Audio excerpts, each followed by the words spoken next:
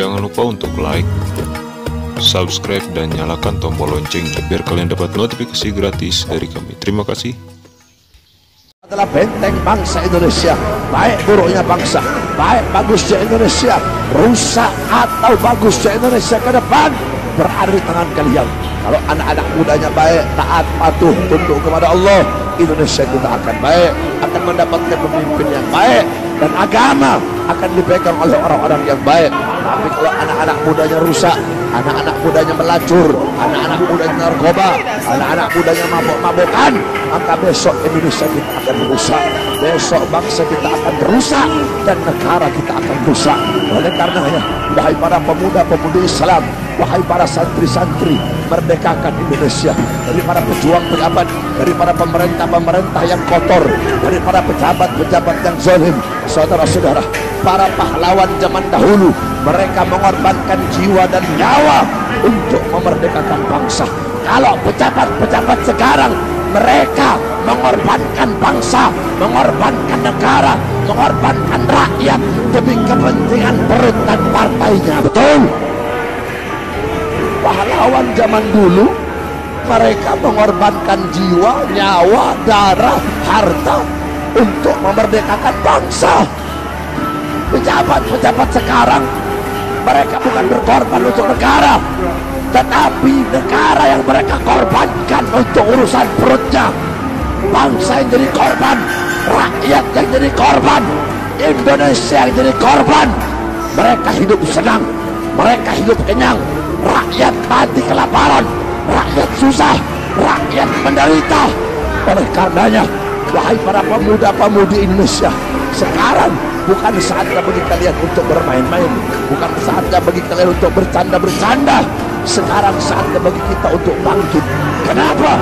Karena kalian satu-satunya, kita para santri, para pemuda-pemudi Islam yang tidak bisa dijual, tidak bisa dibeli oleh orang-orang Cina, tidak bisa dibeli oleh orang-orang komunis, tidak bisa dibeli, tidak bisa disogok oleh para taipan-taipan. Presiden bisa mereka beli. Bagi orang-orang yang ingin merampok harta rakyat, bagi orang-orang yang ingin merusak Indonesia, presiden bisa dibeli, tentara bisa mereka beli, polisi bisa mereka beli, menteri bisa mereka beli. Tetapi mereka lupa, mereka lalai bahwasanya di tanah Indonesia masih tegak berdiri kami, para pemuda-pemudi Islam, kami, para santri-santri.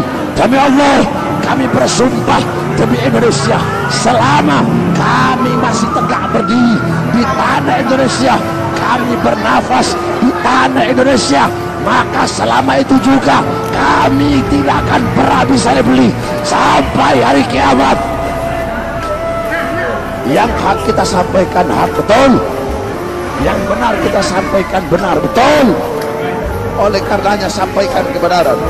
Afdalul jihad kalimatu haqqin, wa fi riwayah kalimatu adlin, inna sultanin ja'il. Jihad yang paling utama, jihad yang paling bagus, jihad yang paling baik adalah menyampaikan kebenaran kepada para pejabat-pejabat yang zalim. Oleh karenanya, wahai para pemuda-pemudi Islam, jangan pernah kau takut, bersatu, berkorban untuk Indonesia ke depan, agar besok 2019 kita mendapatkan pemimpin yang baik, pemimpin yang adil, pemimpin yang amanah. Berjuanglah, merdekakanlah Indonesia. Wahai Indonesiaku, wahai para pahlawanku yang telah berjuang untuk Indonesia, wahai Bung Karno, hai Bung Karno, hai Bung Hatta, dengarkan kami rakyatmu. Wahai Bung Karno, wahai Bung Hatta, wahai Jenderal Sudirman, wahai Kapten Patimura, wahai para pahlawan-pahlawan Indonesia, kalian berjuang untuk bangsa, kalian mengorbankan jiwa kalian untuk merdekanya Indonesia.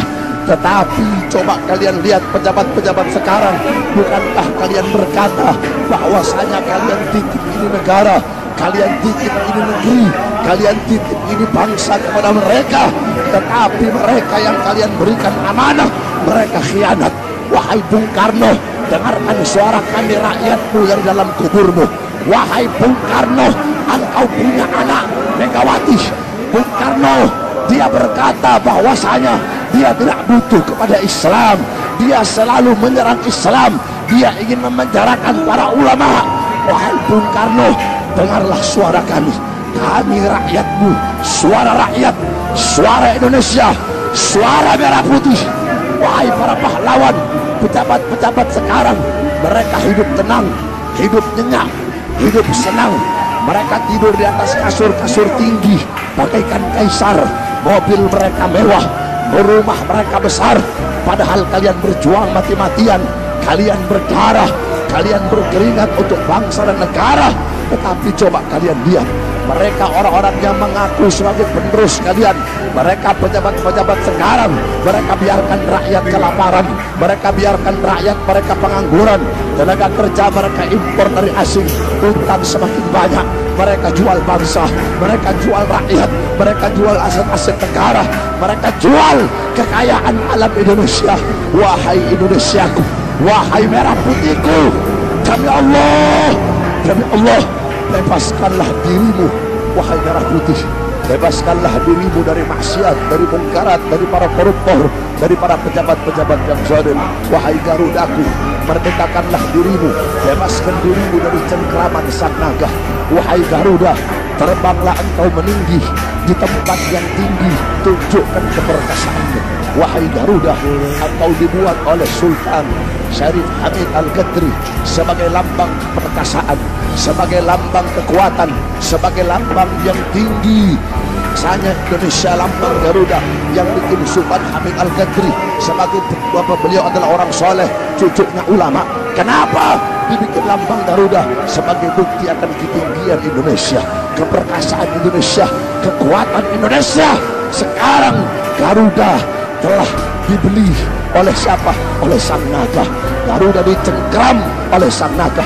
Oleh karenanya kita, pemuda-pemudi Islam, harus kita bebaskan Garuda kita, Indonesia kita, merah putih kita dari para taipan-taipan kotor yang bisa membeli aparat-aparat pemerintah. Wahai merah putihku, wahai merah putihku, kami anak-anak bangsa, malam hari ini kami merayakan 17 Agustus. Kami bersumpah demi Allah, selama darah kami masih merah, tulang kami masih putih, merah putih, maka selama itu juga kami akan terus berjuang, mengorbankan jiwa dan nyawa kami untuk bangsa dan rakyat Indonesia. Saya tanya semua pemuda-pemudi Islam yang hadir di sini, siap hancur demi Indonesia? Jawab yang keras, siap hancur demi Indonesia, siap binasa demi Indonesia, siap susah asal bangsa senang, siap susah asal bangsa senang, siap jatuh miskin asal bangsa kaya, siap jatuh miskin asal bangsa kaya, siap mati asal bangsa hidup, siap berdarah, siap hancur, siap berkorban. Allahu Akbar, Allahu Akbar.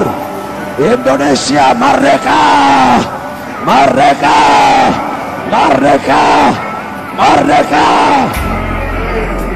Seperti inilah cara mengenang jasa pahlawan. Seperti inilah cara merayakan bersyukur dengan hari kemerdekaan. Ini banyak orang-orang sekarang mengenang jasa pahlawan.